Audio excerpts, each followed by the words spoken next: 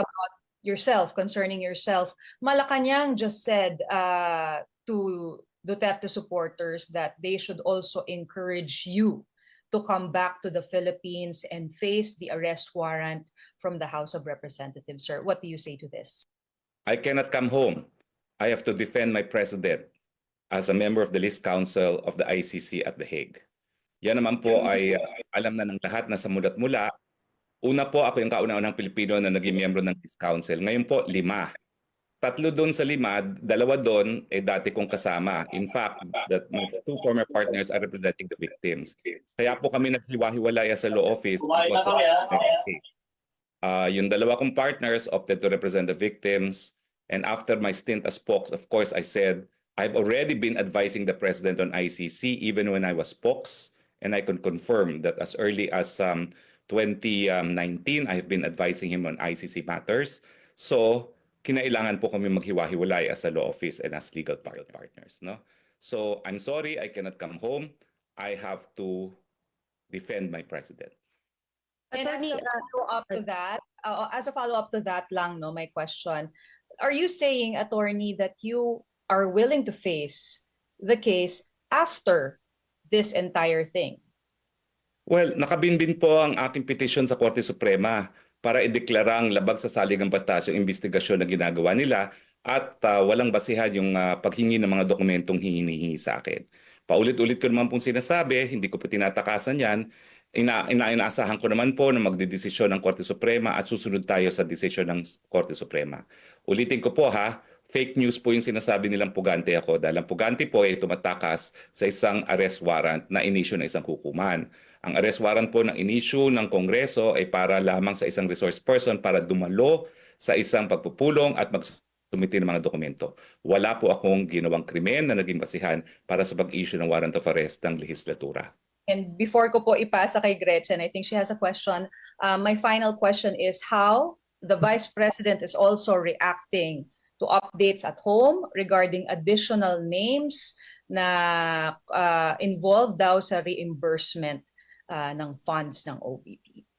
I've not had any opportunity to confer with her on this matter, pero consistent naman ang sinasabi niya, no? 125 in intelligence funds cannot be discussed publicly at nag-issue na po na ang qualified opinion ng COA. So ibig sabihin, everything was above board. Okay. Attorney, paano po kung mag-file ng extradition request ang Pilipinas para kayo po ay mapauwi? Well, I'm formally announcing that after our meeting today, I'm filing formally for asylum here at the Netherlands. As soon as my application of asylum is received, I do have the rights to non-refoulement.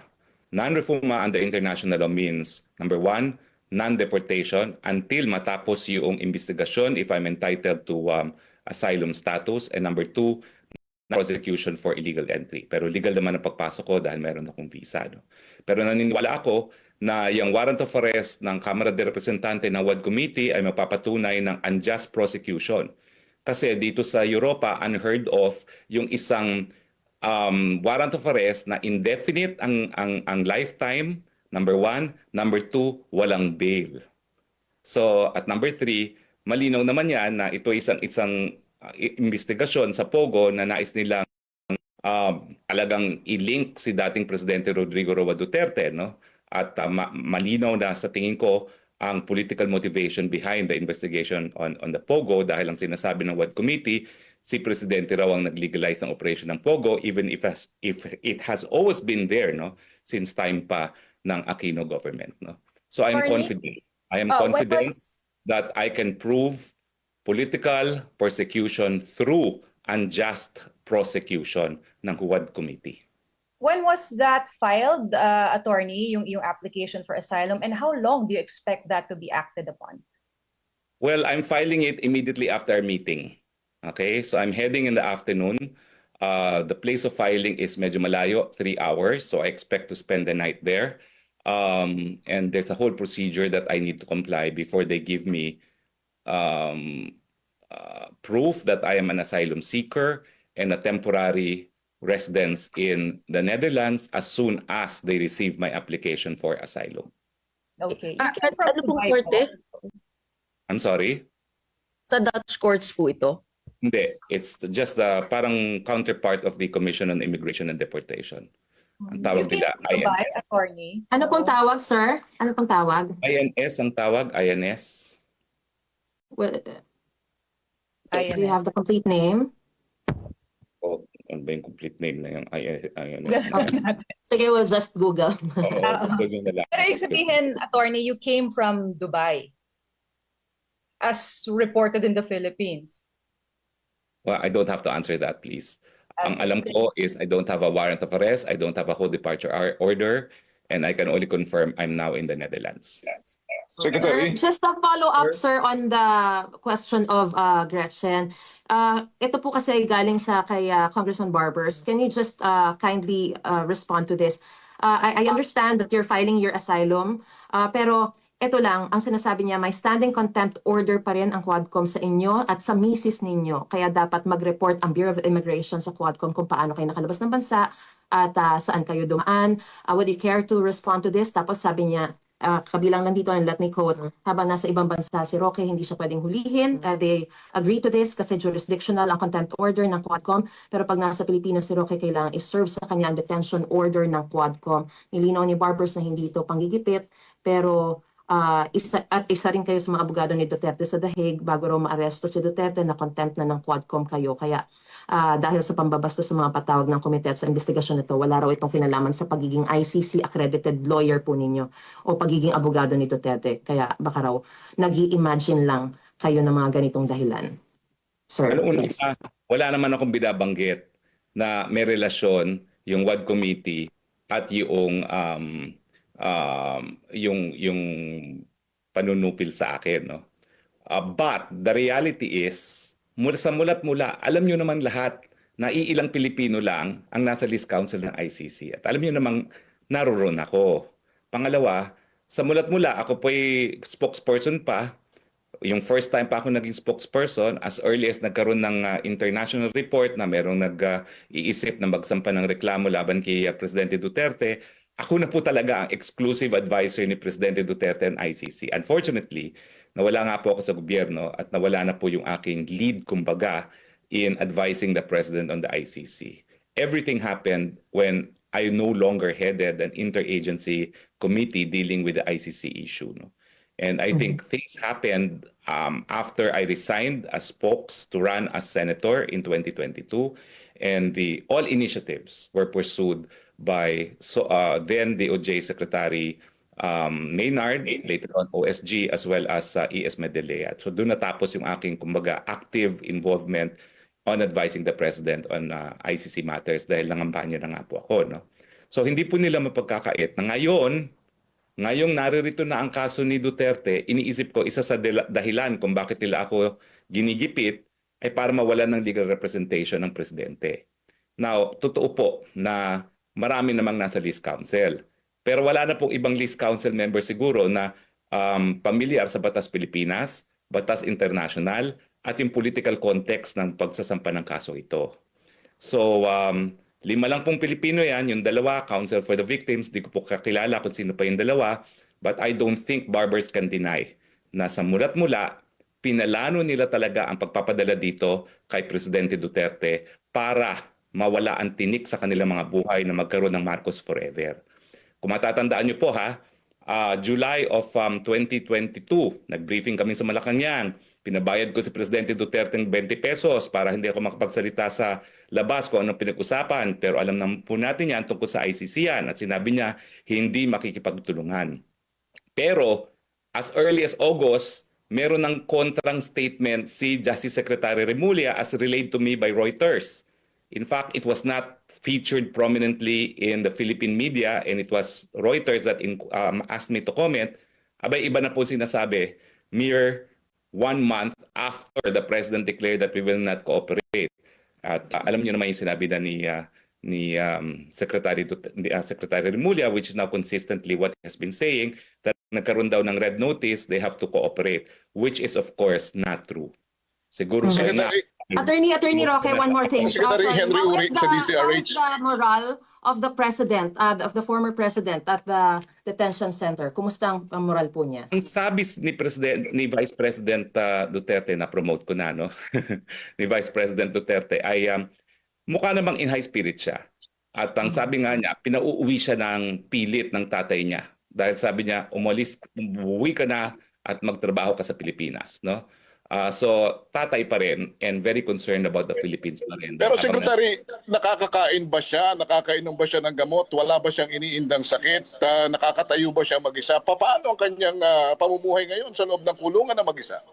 Ulitin ko, Henry, hindi ko pa siya nakikita. Ang nakakita lang sa kanya, one, si E.S. Medaldea, one, si VP Sara, and today at 9 o'clock, si Executive Secretary Medaldea rin, former Secretary Medaldea. No? So ako, I can only rely on what VP Sara has said. No? VP Sara said na okay naman daw si Presidente, medyo nung time na binisita niya, hapon na, isang meal pa lang ang sinerve sa kanya, hindi masyado nakain ni Presidente ang Dutch food. Pero pinaghandaan na raw siya ng kanin. Okay? Now, let me tell you about the detention facility. Kahapon kasi, I had lunch with the Dutch National. Itong detention facility po is not exclusively for the ICC. It is an international detention facility being run by the Dutch government. And in fairness, they refer to it as the Hilton Prison. Kasi wala siyang rehas. It's a compound. It's like a dorm, I guess. No, walang rehas. They're free to move about, and quality of food naman is hindi masama. Kaya lang daw, syempre, it's Dutch food, no. And they have accommodated President Duterte's preference for rice. So, ang tawag po dito sa Europe ng detention facility being run by the Dutch government, but it's an international detention facility na merong particular wing reserved for the ICC is Hilton Prison. Pero I also need to underscore this, no? Siya po ngayon ay nandun sa, kumbaga, parang clinic ng facility na yon, no? Dahil he is still being monitored, no? Ang problema nga kasi, nagkulang siya ng gamot talaga. And although alam ng mga doktor ang gamot doon, ang aking huling narinig is they are providing him with substitute medicine. Kaya nga po kagabi, nag-deliver kami ng totoong medicine niya with letter and prescription para makita nila na hindi na dapat substitute medicine ang bigay kung hindi yung talagang mga gamot na ni Presidente. Secretary, ano, na siya ay... Isa lang. Secretary, Okay, ano ang Henry, you have the tsansa? floor first. Ano Can you ang please raise your tsansa? hand? Raise your hand. Henry, you have the floor. Go. Yes, Secretary. Ano ang tsansa na siya ay mapauwi ng maaga at yung binabanggit ninyong motion, kasama ba na ma-dismiss ang kanyang kaso considering the fact dun sa sinasabi ninyo na illegal ang pagkahuli sa kanya at hindi siya nabigyan ng due process? Again, no, dahil I'm working with another lawyer, at least one other lawyer actively, it would be improper for me to say something without conferring with him. Pero nakapagsalita naman ako na hindi tayo uuwi na hindi kasama ang Presidente Duterte. So let's just say that our prayers is that he will be released at the soonest time possible and we will take all steps necessary para mapauwi siya sa lalong mabilis na panahon. Now, siguro naman, I'm not in breach of confidentiality if I will tell you, malinaw yung proseso sa Article 59 ng International Criminal Court Rome Statute. At malinaw na hindi yan nasunod. So, ang mangyayari ngayon ng issue, sapat ba yon para mawala ang jurisdiction ng hukuman? Yan ay pagdidesisyonan ng hukuman kasi hindi naman nila talagang pwedeng ipilit na naiharap siya sa isang lokal na hukuman. Okay? May mga nagsasabi na baka pwedeng mag-petition na i-house arrest na lang sa kanya o interim arrest. Pwede ba yun? Again, as I said, hindi na po, well, of course, ang interim arrest, hindi natin palalampasin yan. But other than yan ay karapatang hingi ng isang akusado sa ICC, wala muna po na akong sasabihin dahil it would be unprofessional of me to speak without having conferred with my co-counsels. Okay? Thank you, Secretary. Yan. Okay, go. Next, si Jason Current, Jason Rubrico has the floor. Request lang tayo, attorney, sana mag-mute yung ibang hindi Please mute everyone. Everyone mute para isa-isa naman kayo kasama sa i-recognize. estratehiya nila yung Everyone mute. Henry, pakimute. Radyo po eh. Oh. detalye pag hihilingin na mapauwi ng maaga. Henry, mute ka. Yun, there you go. Yan. Okay, next. Jason. Oh, yes, attorney. First question po, may I ask po kung ano yung reaction ni Vice President Sara Duterte sa overwhelming support Ano ka? Hindi ka malinaw. Hindi ka malinaw, Jason. Ng Pilipinas at maging yung mga OFWs Try ay natin nagpahagi. ayusin Type na lang niya po sa chat. Type na lang yung mga Jason, ano. garbled ka. Hindi kita maintindihan. Okay? Pakis-type na lang yung question mo. Next, sinong nakataas ng kamay? Sir, ako po. Andy sa Sino? GMA. Andy Peñaperta, sir, sa GMA News Online, Go sir. ahead, Andy. Sir, I have two questions, sir. Nung nakita po natin si VP Sara, nirelay po niya ang message ni dating Pangulong Duterte. Ang sinabi po sa kanya ni dating Pangulo, there will be a day of reckoning. Na-explain po ba sa inyo ni dating Pangulo ang ibig sabihin niya na to, a day of reckoning? And second question po, sir, bilang counsel po ni dating Pangulong Duterte, mabibigyan din po ba kayo ng information kung meron pong mga warrants na lalabas kay Senator De La Rosa, kay former PNP Chief Albayalde, tsaka sa iba pong mga linked sa killings? If yes, meron po bang warrants na may issue? Okay. Unang-una, lilinawin ko sa inyo to ha. Sa mga abogado, tumataas ang balahibo namin pag tinatawag nyo na kaming legal counsel sa ICC. Ako, I can say I'm legal counsel for the President kasi I have given advice to the President on ICC matters. But I have not yet been officially recognized by the court as counsel. Kaya nga, medyo ingat-ingat lang tayo. But ako, walang doubts. I can claim to be counsel dahil talaga nung consistently ina-advise ko si Presidente even before, years ago pa, on ICC matters. No? Pero lilinawin ko po, hindi pa approve ng hukuman. Hindi pa kinikilala kami ng hukuman. Si Secretary Medialdea pala ang kinikilala. No? Pangalawa po is, siyempre po, wala pa akong access kay Presidente. So hindi ko po alam kung anong exactly ang ibig sabihin niya. Pero tingin ko naman, using common meaning of every there will be a time of reckoning, yun pong common meaning po nun is magkakaroon din ng paghusga sa mga pangyayari ngayon. Okay? Tinranslate ko lang siya kung ano yung there is a time for reckoning. Okay? Question po? Question ho? Oo. Kayo po ay binabanggit po ninyo na nagpasok kayo ng medicines. Ano po ba yung sakit ng dating Okay, Pangulo? again, hindi po ako nagpasok. Iniwan po namin sa prison facility. Okay. Hindi po ako nakapasok. Okay? Iniwan lang po. Okay? Kasama yung sinyelas na rin-request siya at saka medyas. At ang medyas na binigay namin ay yung colorful na medyas pa. Okay? Now, so having said that, anong mga gamot ng Pangulo? That's covered by the right to privacy. Okay? He may be president, but he doesn't have to broadcast to the world his medical condition. That's considered absolutely private information. But he has been deemed as fit by the doctors inside, no? So hindi naman po serious. I'm kung ano man sorry, again, you're not precise. He was deemed fit to appear. But it was also deemed fit that he will only appear by video. Malinaw po yun. Malinaw po yun. Kaya nga hindi na siya pina-appear. Okay? But his deemed fit is only for purposes of appearance by video. Okay? So that says a lot, I think. That says a lot already. Okay? Next is Jason Rubrico. Subukan mo ulit, Jason. Attorney, hello po. Mas klaro na, attorney? Yes. Yes po. Attorney, kanina, may we know the reaction of Vice President Sara Duterte doon po sa overwhelming support na ipinapakita ng taong bayan. Yesterday, sunod-sunod yung mga prayer rallies, not just here in the Philippines, but also across the globe po, mga OFWs na nagpakita ng suporta kay dating Pangulo Rodrigo Roa Duterte. Nako, talaga naman pong nakakahabag sa damdamin ni VP Duterte yung napakalakas na suporta na pinapakita ng mga kapwa Pilipino natin, hindi lang dito sa dahig, kundi sa buong daigdig. I can confirm that the VP, being of her generation, is always online. Siya pa nga nagbigay sa akin ng unlimited data, no, from an eSIM, which is very powerful. She is forever grateful for everyone for showing their support to the president. And yan po nagbibigay ng lakas, hindi lang sa kanya, kundi sa buong pamilya, na malalampasan din ni Presidente Duterte itong pagsubok na ito.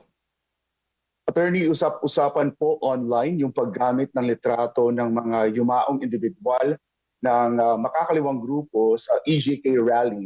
At isa na nga rito yung doktor na pumalag dahil ginamit po yung litrato ng kanyang yumaong ama na di umano'y nasawi dahil dito sa extrajudicial killing. Pero yun nga, pumalag sila dito. Marami rin na ibang mga individual ang pumalag sa paggamit ng mga litrato. Nakaabot ba ito kay Vice President Sara Duterte? And you, Attorney, ano po yung reaction niyo dito?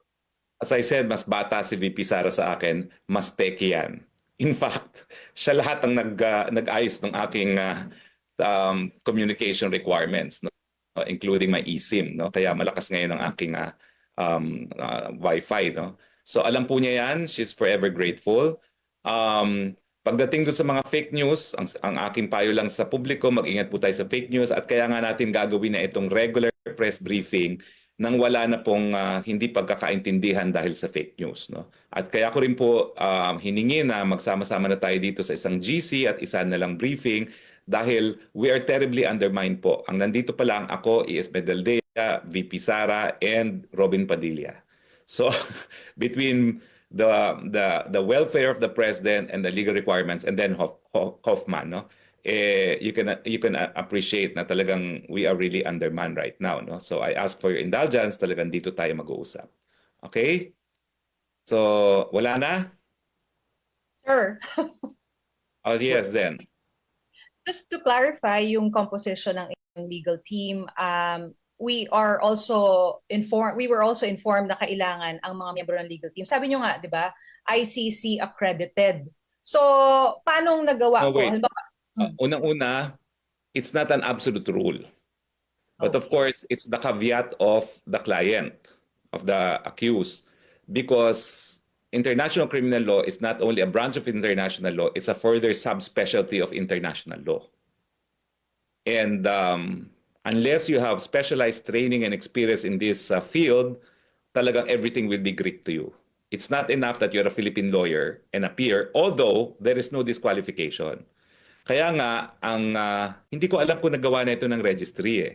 Kasi si ES naman kasi kasama niya sa eroplano. No? But the very first thing that the registrar will ask the accused to do is, here is the list of 200 lawyers accredited by the list council.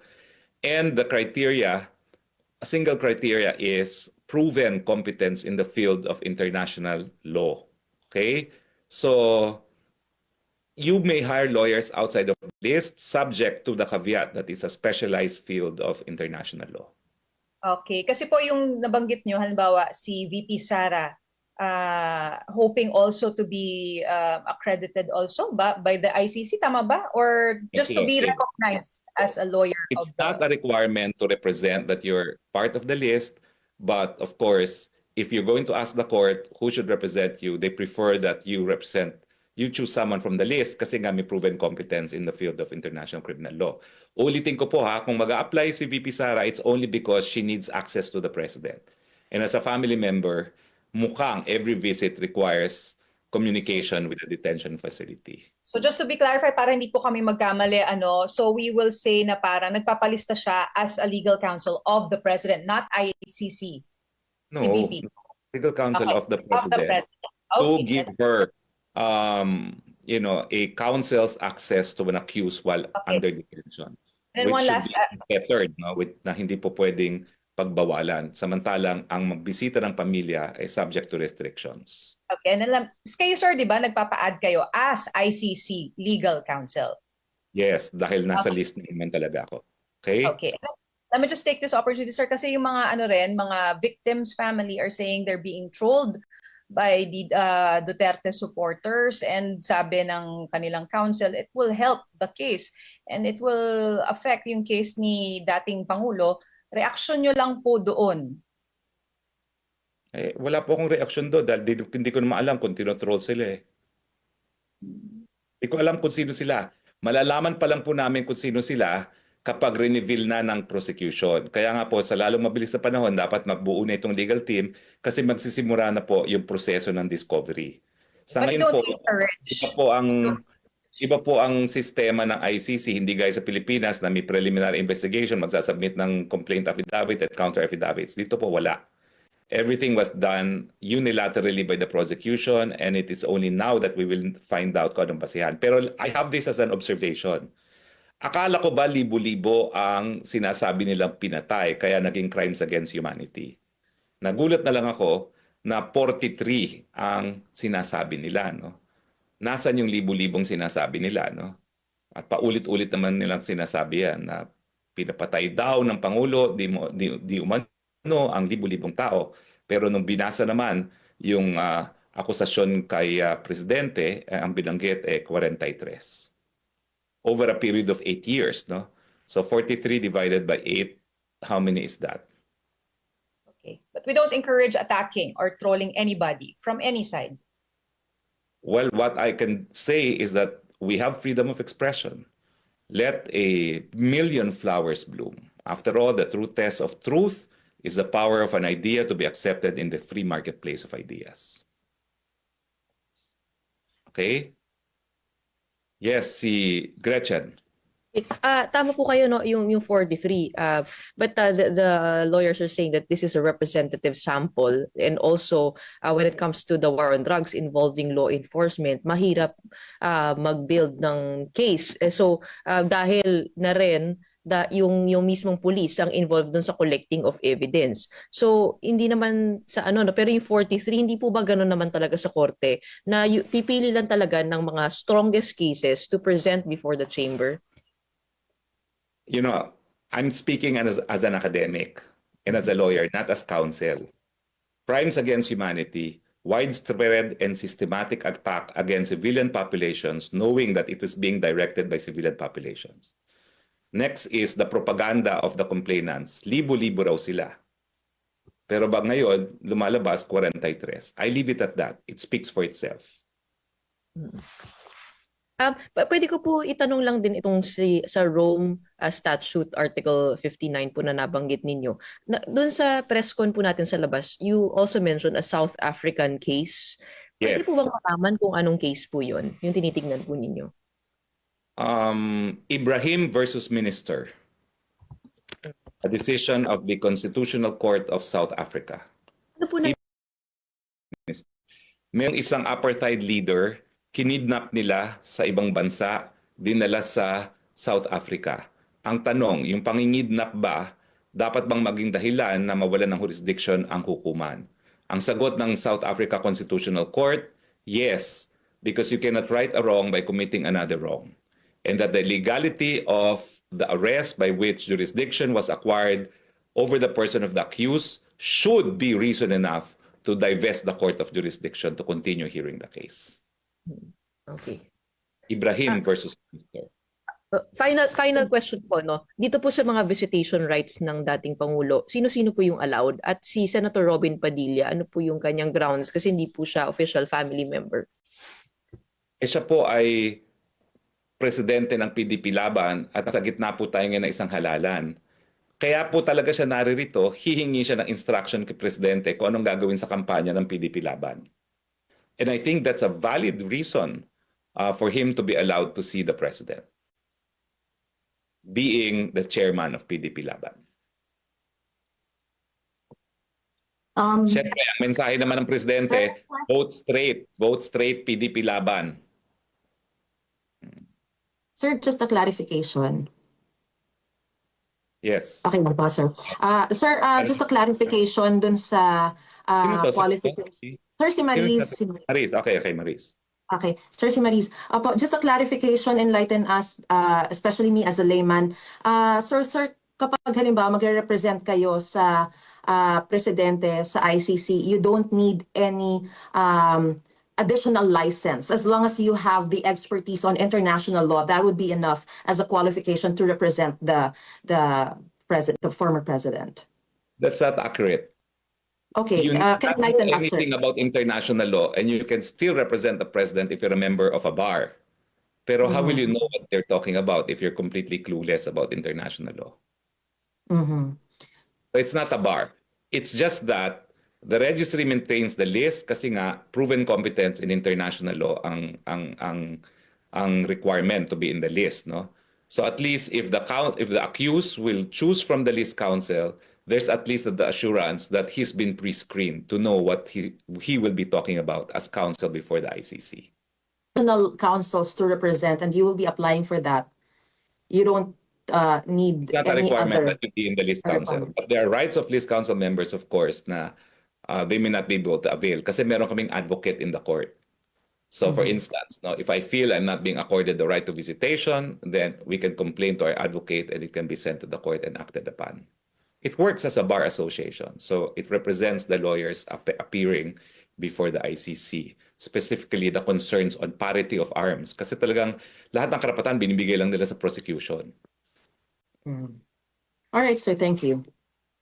Okay, so okay na si Gretchen, okay na si Jason. I have no further questions. Okay. Sir, this is Joe Feltesorio from correspondent of ABS-CBN.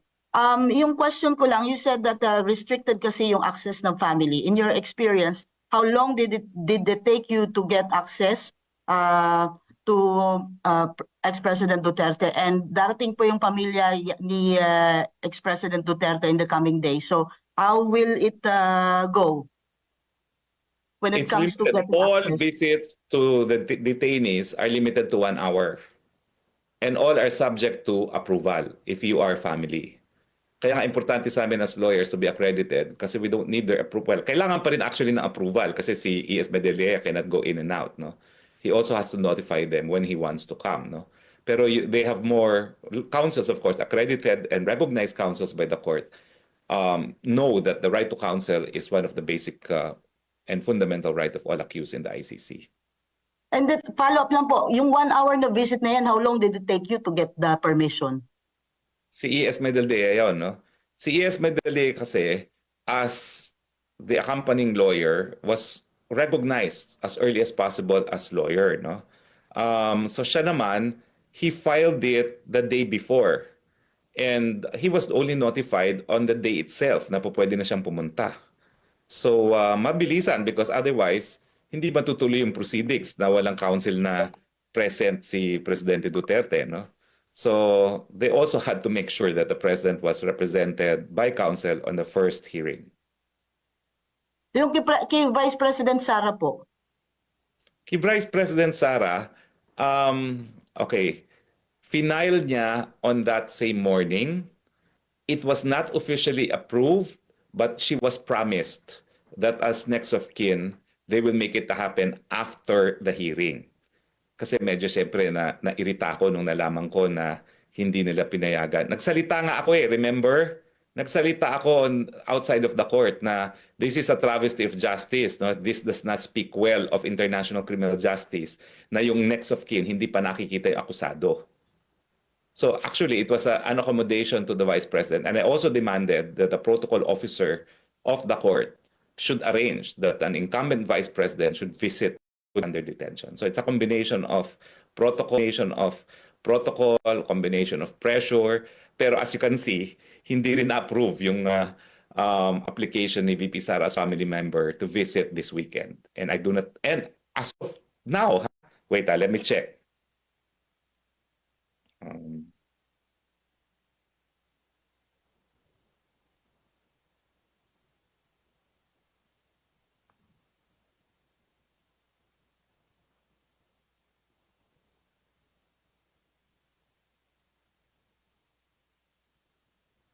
Okay, as of now, wala rin siya approval to visit together with E.S. Medellea. E.S. Medellea requested that the Vice President and Kaufman be allowed to visit with him. Wala pa rin siyang approval. And the time now is 838. I don't think it will happen. I think it will be ES Padilla again, alone, who will have access to the president. Okay? Hello, sir. Oh, meron Yes. pa ba? Haba na Yes. nito. Hello, sir. Oh, ano? Last question from me. Sir, meron po ba tayong information kung papayagan po magkaroon ng get-together doon sa harapan ng visiting area ng penitentiary doon sa nalapit na kaarawan po ng dating Pangulo, March 28? Tsaka sir, yung ano ko po kanina, kung maaprubahan po kayo bilang legal counsel, magkakaroon din po ba kayo ng information regarding other new warrants laban kina doon po sa adong linked to killings? Yes, that's part of discovery. Now, although I will state for the record that even before this case, the warrant of arrest was issued, I was already acting as counsel for Senator Bato and 4 other former PNP chiefs, including, well, I will not mention their names anymore, okay? But 4 other PNP chiefs who could possibly be named also as co-accused in this case. Remember, the term is co-perpetrator, which to me is also very intriguing because it's the first time I heard of that designation as co-perpetrator, because you're either a perpetrator, a co-conspirator, but it's curious that the warrant of arrest said he is a co-perpetrator. So there could be other co-perpetrators. And sir, may information po ba kung papayagan po ang gathering sa harapan ng penitentiary sa nalalapit na birthday ni dating Pangulong Duterte? Bago dumating sa birthday, magkakaroon talaga ng pagtipon-tipon. Meron ng permit, meron ng venue. Ang problema, naghahanap kami ng mas malaking venue kasi 500 lang daw ma-accommodate ang venue. Meron pong pagtipon-tipon sa 23 ng buwan na ito na dadaluhan ng mga taga-Europa. No? Naghahanap lang kami ng mas malaking venue kasi na-approve ang venue can only accommodate 500. Now, as to the birthday of the 28th, susubukan pong kumuha ng permit kasi dito naman very liberal po sila sa mga pagtitipon. In fact, yung pagtitipon na ginawa natin sa labas ng hukuman, walang permit yun, pero pinayagan naman with police supervision. Thank you, Okay? sir. Thank you. Thank you very much. I have to begin the day. And Thank you. I will give you notice if ES Medelea will be able to make a statement today, just to brief you on what happened during his meeting, and if VP Sara would like to address to you today, okay? Thank you, So- Secretary. Via Zoom po rin yun. By Zoom din tayo. Wala Okay. kaming facility ngayon dito, no? But if I move into that Airbnb, that can also be our base, okay? Thank you, sir. Thank you. Thank you. Salamat, attorney. God bless. Ingat po.